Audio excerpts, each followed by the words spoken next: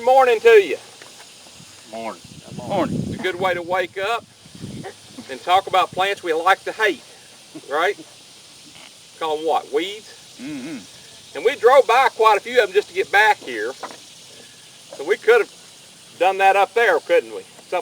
We could have stopped several places, but I've got a reason I asked him to come back here, and I'll tell you that here in a minute. So we're going to talk about weeds, particularly weeds in pasture fields. So y'all help me out a little bit. What are the weeds you're most concerned about in your grazed pastures? That one. I got that one. Looks like a good summer wildflower to me. Yeah, it does. I hate it. Yeah. I told you you'd hate them. Bitter sneeze weed, okay. Bitter sneeze. That's not on your picture thing I handed out. What else? Thistle. Thistles. All right. I didn't see any thistles around here. I took care of them early. Show you some. Spiny amaranth, or spiny pigweed. And there's a few of them around here. I'll come back to that in a minute. What else? Early spring buttercup. Buttercup. And you said early spring because that's when you see it, right? Where's it at now? It's done for the year. All right. What else? I gave you a cheat sheet. Cockleberry. Common cocklebur. All right. Horse nettle. Horse nettle. And there's a little bit of that out here. Right there's a couple by that tire there. I'm sure there's a little bit more right there some. Right here's one. Here's one. Okay. Does anybody have tall ironweed? You didn't mention that one yet. Tall ironweed. I haven't seen any on this farm. What about that goosegrass? Isn't that goosegrass? That's goosegrass right here, yes. They don't like it very good. Goosegrass, where do you see most of it? Around barn lots and where you're feeding, right? Okay. Of all those plants you mentioned, they all have a common denominator. What's the common denominator under all those plants we talked about? We hate them. I don't hate them. You hate them, but everybody hear that? Those are plants that cattle or livestock don't eat. So it's no surprise that the weeds that are most problematic to us are the plants that animals don't graze. Otherwise, we just use them as forage, right? So all the major weeds we deal with are plants we don't eat. And that's why I wanted to bring you back here. This is a great illustration of that. Whether you're talking about bitter sneezeweed, horse nettle, there's a spiny amaranth or spiny pigweed. And then what was interesting out here is this goosegrass. That's a grass that they don't graze very well. So what happens is, in the scenario, is the animals are grazing what they like and they leave what they don't like. And the more that's grazed down, the better those plants are able to survive and reproduce, and they become much more dominant part of the landscape. Right? Okay, so that's what you're dealing with. So that's kind of identified our problem. What's the solutions? How do we manage or deal with those weed problems? You're having trouble keeping up with me, aren't you, Carrie? How do we solve it? Well, in pasture fields and hay fields, I kind of like to think about them as perennial crops, or something that's established and maintains in that area over a longer period of time. And unlike our corn and soybean fields, what's the primary tool in the toolbox to control weeds in corn and soybeans? Herbicide. Because that's the most economical and feasible way of controlling those kind of weeds on an annual basis. But in these pasture fields, we have some other tools in the toolbox besides herbicides. And we do have a few herbicide products that we can use. That is one tool in the toolbox. On the back of that sheet, list some of the more common herbicides available to us, and there's a few others. and the general effectiveness of those products on these different weed species. And there's one column there that gives you a general idea of what would be the better time of year to spray them if you're targeting that specific plant. But as you know, the bigger dilemma about controlling these weeds in these pasture fields is we have plants that dominate this early spring, i.e. buttercup. We have plants that grow well midsummer, a lot of what we see right now, and then we see some that may be a little more common in the late summer, early fall. So you kind of have to know what your spectrum is as to which one you're going to target. The other tool, another tool in the toolbox is what? What other ways you control weeds or manage weeds? Mowing. Mowing. Mowing. And that's probably one of the predominant tools we use. But we use mowing to clip off weeds.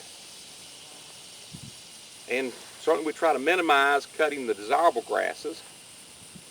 So you kind of pick and choose on that. How many times a year do you mow? Sometimes twice. Sometimes twice. And sometimes 3 times, yeah. Sometimes 3. This year, the group last night told me that they probably have done it, some of them have done it 3 times. Yeah. On average, it's about 1.5. Sometimes 1, sometimes 2. That's based on a survey I did a few years ago. So we use mowing. But the better question, or the bigger question about mowing is, when do you mow?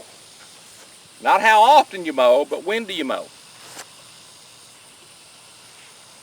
Before they have a chance to seed. Before they have a chance to seed. That would be ideal, right? They seed different. They don't all Okay. seed at the same time. And after traveling up and down the state of Kentucky, I finally figured out the best time to mow for thistles. The best time to mow for thistles is when the plant is in full bloom, and better yet, when you have the white plumes. And it's a good windy day blowing towards your neighbor. That's what I do. Right? Unfortunately, a lot of our fields get mowed, whether it's thistles or some of the other weeds, after they have fully produced seed. And where do those seed go? Back in the ground. All over the place. All over the place. Even if it's not a seed that's wind blown like thistles, those seed land on the mower, and we clip this field, then we go to another field, and the neighbor says, hey, can you help me out? And I'll go clip your field, and I'll take my weeds with me. Just like sharing. Like a share.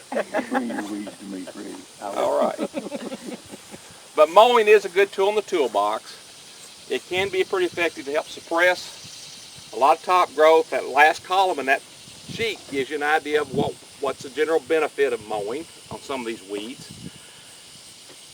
And while I'm at it, talking about mowing versus chemical weed control, which costs you more? Chemical. I don't know. Oh, now I got one gentleman saying, well, maybe not. Yeah, chemicals. I agree with you. It depends. If you're just spraying a little 2,4-D, you can probably do that for less than $10 an acre easily, even if you had it done, or roughly. But if you're talking about some of those upper end herbicides, yeah, you're talking $20, $25 an acre. So you got to think, what's the long-term benefit when you go that route? But how much does it cost you to mow? Well, you got a tractor, you got a bush hog, and you got fuel. And it depends on that too, depending on what the topography's like, how big the tractor is, how long it takes you. There is a cost to mowing. Labor's And free. sometimes you do it twice a year. I know you've got more than $20 per acre invested in that practice, right? Okay.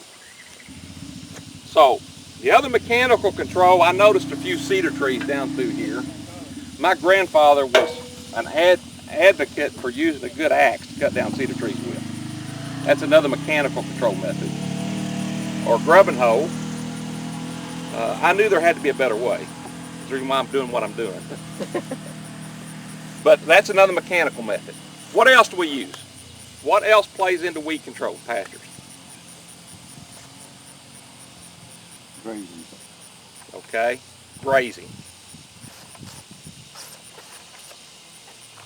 and other management practices. What I'm going to call the cultural practices and the management side of it. In fact, the management side of weed control and pastures to me is 60, if not 70% of weed management. It's how that field has been managed over a period of time either allows some plants to become more dominant or the management system helps minimize their presence. Now, I didn't say totally get rid of them, but the more competitive the grass is, when some of these weeds germinate, the less likely you're going to see those weeds being a prominent part of the landscape. I suspect this field right here gets grazed pretty heavily throughout the year. Is that a fair statement? Yep. Okay. The reason I said that because of the type of weeds I see out here. The spiny pigweed, an annual, this goosegrass, even this bitter sneezeweed are annuals that where they have open bare areas, they have the opportunity to germinate. Whereas out in a thicker pasture or hay field, you're less likely to see those weeds. Does that make sense? Mm-hmm. So whatever we can do to manage that desirable forage, be it doing some interseeding to thicken up the stand, or doing soil testing to correct soil pH, or just how we manage the animals that we're grazing. And one of the big decision points you deal with year in and year out is, in the spring of the year, what's the ratio of grass to animals? You've got more grass than animals, right? You can't keep it grazed down quick enough. You get in midsummer, forget this year, and this year is kind of an oddity. But in a typical summer, what's the ratio? You've got more animals than grass. And you're forced to graze it, thinking a rain is eventually going to get here and that grass is going to start growing again. And then we get the fall of the year, we have that resurgence of our cool season grasses, then we get that back into balance. One of the reasons I like rotational grazing systems is you can manage that a little bit better, even from a weed management standpoint, to do that. So your culture practices, along with mechanical and chemical, if you're biological control, the thistles, there's an insect that will feed on thistles. And if you want to throw goats in the equation, they can be a way to control some vegetation. So that's kind of a biological. And the other tool in the toolbox is prevention. How many of you grow your own hay? Or the better question is, how many do you buy hay? Okay? And that hay is weed free, right? That's one of the ways, again, that weed seed get moved around from farm to farm. And many times we may be forced to buy some hay from out west somewhere, and who knows what the weed base is on some of that grass. But we have to deal with it. Many times it's not a big deal, but occasionally some of that hay may be something we don't want. So that's the other tool in the toolbox. Now I'm going to come back to one of those tools, and that's herbicides. The herbicide products we have will basically control broadleaf weeds. We don't have products that we can selectively kill grass out of grass. But we can kill a lot of these broadleaf weeds with herbicides, and they can be quite effective depending on what you're after. But what minimizes the use of herbicides for pastures? Clover. We don't want to kill clover, and all those products will damage clover. But if I understood, when I drove out here a little bit earlier, though, that field behind us was sprayed with 2,4-D last year, and there was a lot of clover in it that came back from the previous year. The seed that was in the seed bank. So clover is a limitation. What else about herbicides? Most of the time, the other big part of the equation is we don't recognize we've got a major weed problem until we can see it. When do you start noticing thistles? When they're blooming. Mm-hmm. When do you notice buttercup? When it's blooming. But chemical weed control requires you to identify these plants when they're young. When they're younger and actively growing, not when they're more mature, in the mature stages of growth. Another issue you got to think about with herbicides is that relative to what's around you. My daughter has another, who's on with me this trip, has another publication on good stewardship for applying herbicides on pastures. And I'd encourage you to kind of read through that if you're thinking about using herbicides, and give you some tips about paying attention to your surroundings, picking the products that best fit the situation to help minimize, because I had the opportunity to look at probably a half a dozen or so fields, crop fields, that have been adjacent to another field that got sprayed with something. And sometimes those are no fun to deal with. Particularly if that owner is a great producer of my neck of the woods tobacco production. You've got to be careful on what we're doing there. So that being said, how much more time do I have, Gary? Oh, you've got about 10-15 minutes. Okay. Let's just talk about a few of these plants more specifically.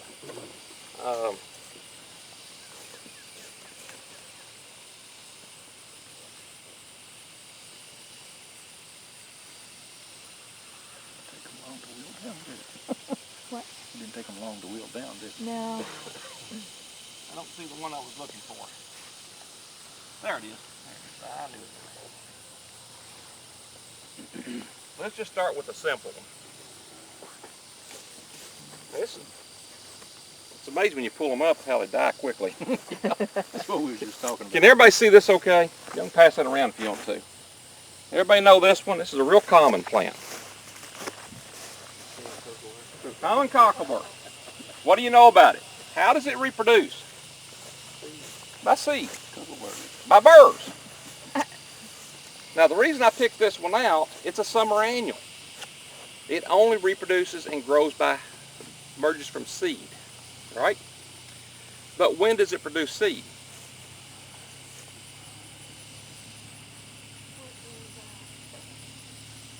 In the fall?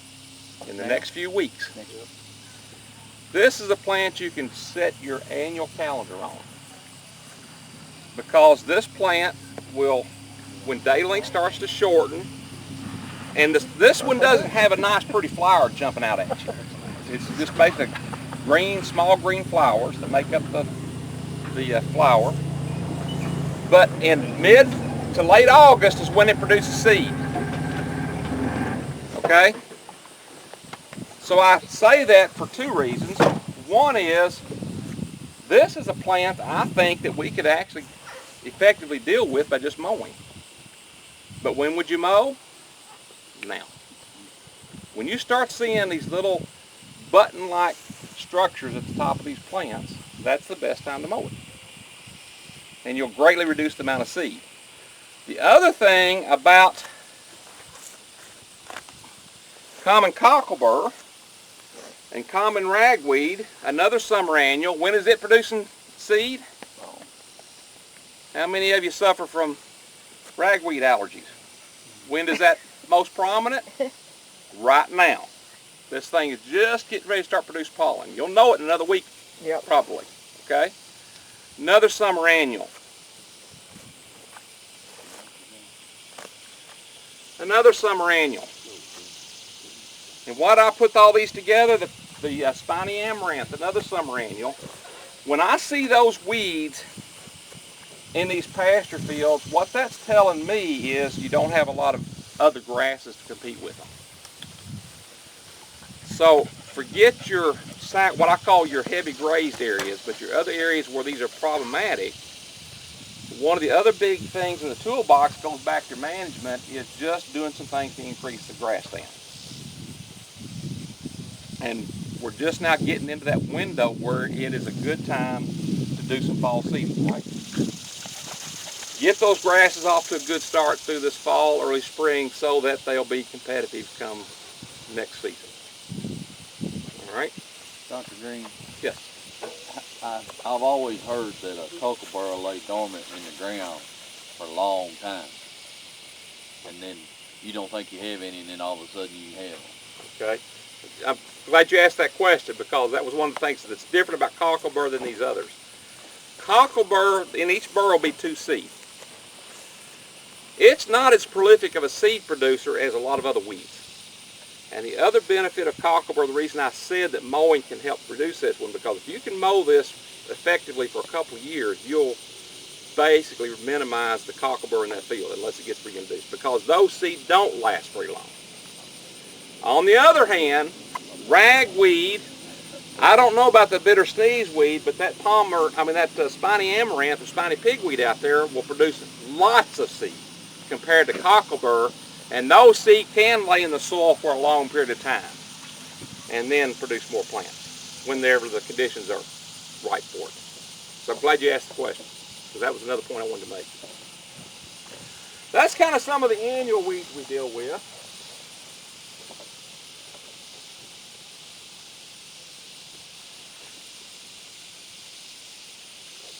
We actually went back in another field and found this one. And this one is common milkweed. There's another one that looks a lot like it called hemp dogbane. And what makes this weed more difficult to control is because not only do they produce seed, but they also reproduce by the root system. So what is happening in this particular field where we pulled these out of, you start with a few plants, and then that area keeps getting bigger and bigger. And that's what you see a lot of times, these perennial type weeds. Horse nettle.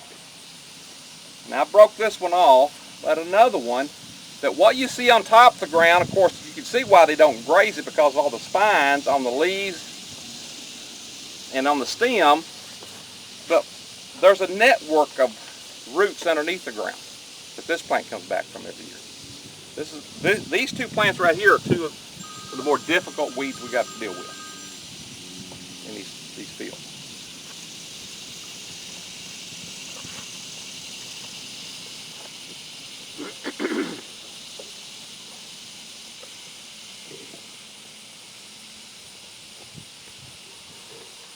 Now we came by another plant that was in a lot of that shaded area back there. Purple mint. Okay? Everybody familiar with this one?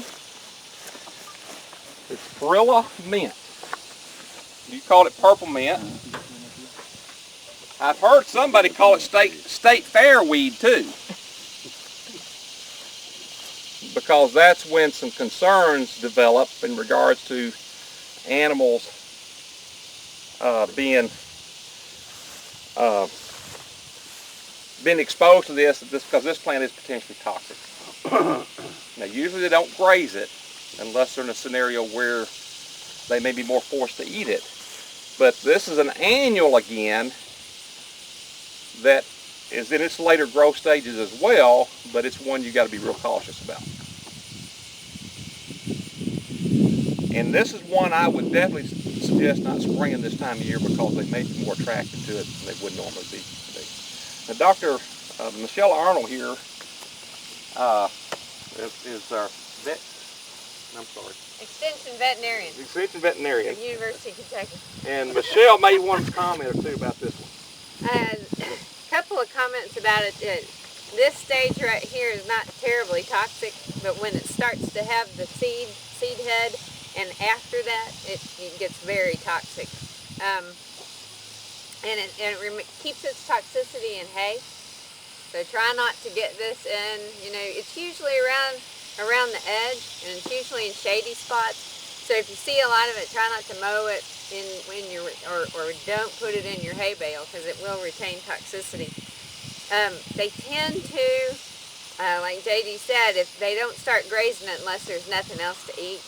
But once they start, they get a taste for it, and they'll really eat it. And they'll actually, I listened to a lecture yesterday from a friend of mine who dealt with a herd of about, I think there were 100 yearling heifers, and about half of them developed this severe, it looks like pneumonia.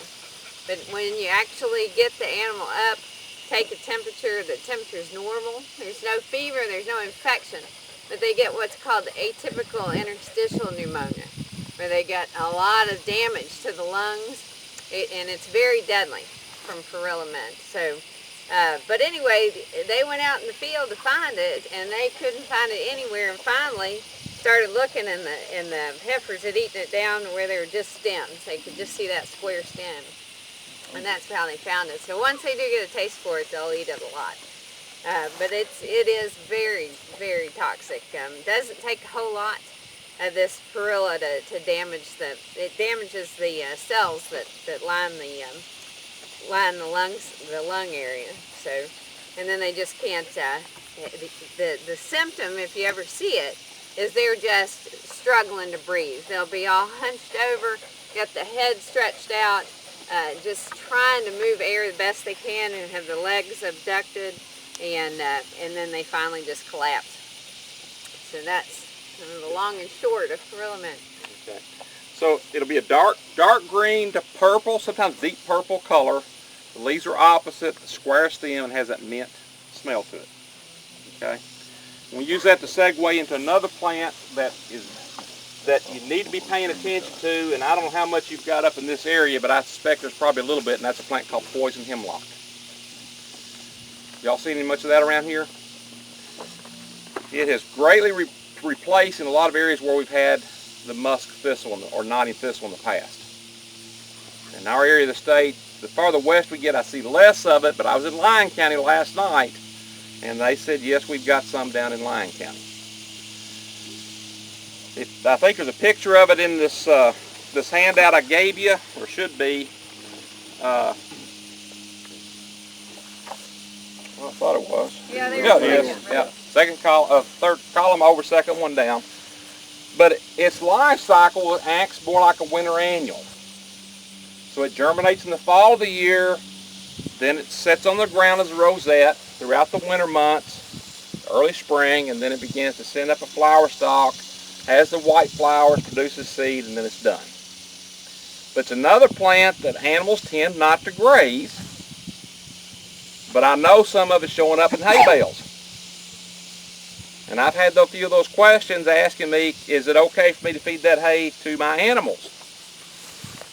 Well, my response is, it depends. It depends on quantity when we talk about toxicity. And a lot of that plant dries up. There's not much material there from one perspective, but if you've got one or two stalks in a big hay bale, that's probably not too much. But if you have a lot of those plants in a hay bale, I would be reluctant to feed it to my prize bull. But it's a plant, when I talked about prevention, if you start seeing some of that plant on your farm, it would be well worth your time to get rid of it before it gets spread. Because of its toxic potential. Like I said, it's been around for years. It's just becoming more dominant. If you drive east of here, up and down the interstate, you're going to see a lot of it.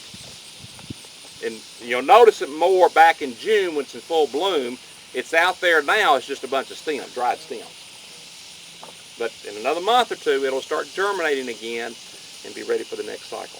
And when did you say is the best time to spray for that? Okay, the best time to spray for that is 2 times of the year. It's coming out of the winter months into the spring when it's small in the rosette stage. Or even better, if you know where those hot spots are, you can do that in November. It's a cool season weed and actively growing even into late October, November. If you can find those spots, 2,4-D will do a good job on it. But once it gets bigger in the spring of the year, then you may need to use something else. Okay, you may have any questions or comments. I got one thing to add on that spiny amaranth. Sometimes your calves, especially a weaned calf, is going to get a taste for these seeds, and they'll eat a lot of them. And I used to have 1 or 2 calves every year that would eat all those seed heads, and it does make them sick. They'll get, definitely get some diarrhea, some colicky symptoms, and then sometimes it causes kidney damage. They eat enough of them that it can kill them from kidney damage.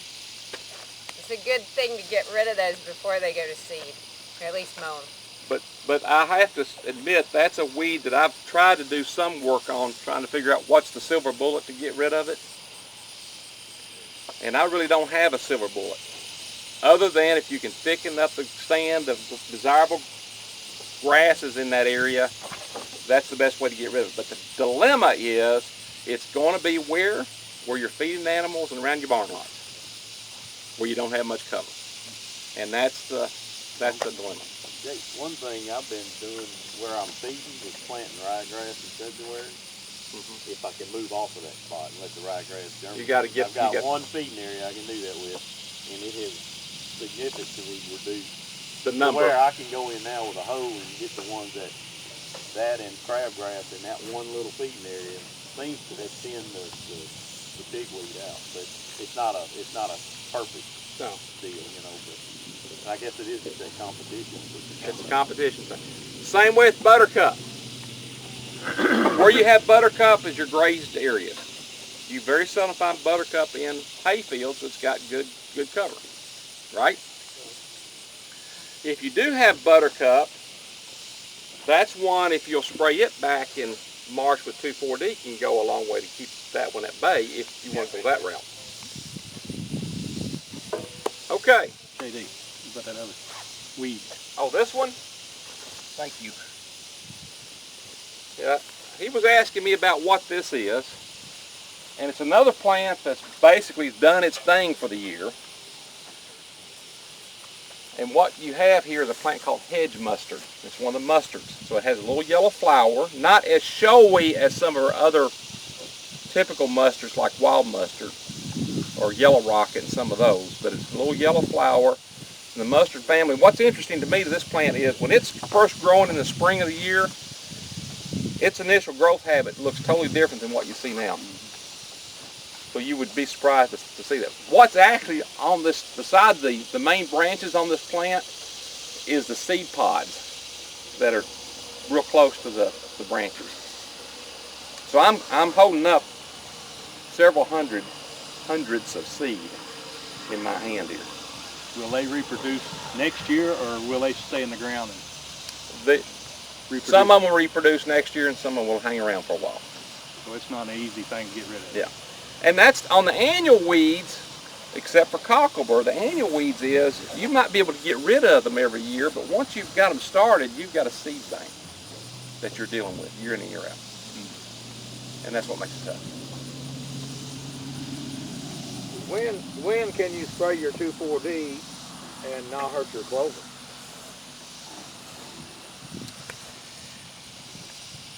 I don't know of a period of time that's not going to at least cause some damage to clover.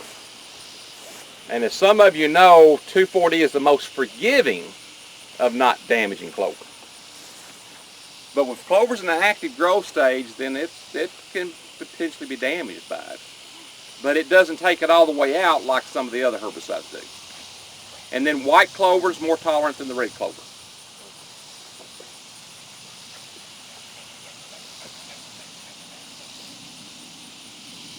Any other questions? We touch on common Bermuda grass control. Control? Okay. There is no elimination, I don't think. I have to be careful because there's some plants. Kevin mentioned another one over here, ryegrass. Either you like it or you hate it. Oh, yeah. Bermuda grass is another one that's being grown by some people for hay. Bermuda grass is probably one of the toughest perennial grasses to kill, to get rid of, because of that root system underneath there. And that's one, even trying to go through a renovation period with Roundup, it's basically going to be a renovation. You need to set it up the early part of the summer, spray it the first time, let it regrow, hit it again, and maybe hit it the third time before you come back and reseed in those areas. You're talking about the pasture situation? Yeah. And that's the downside of establishing it for a hay field. If you might want to go to another crop at some point in time, it's a process to get rid of it.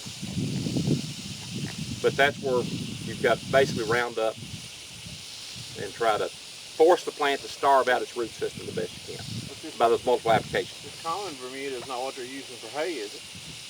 Well, it's all Bermuda. They don't call it common, but there are some sub-varieties, just like there's sub-varieties of alfalfa and sub-varieties of all the other stuff we grow, but it's all the same plant, same species. They're just selecting the ones that have the best characteristics for producing leaf area, or leaf, or what is it. And unfortunately, some of the newer Bermuda grasses also produce seed, and it's not just the root system, which creates another dilemma. If you want to get rid of it. But if you want it for hay, it's a good grass that once you get it established, you don't have as difficult to keep it established. That's the plus side of it.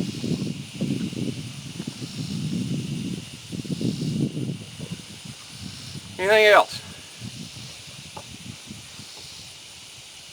All right, I think I've used my time up and maybe everybody else's.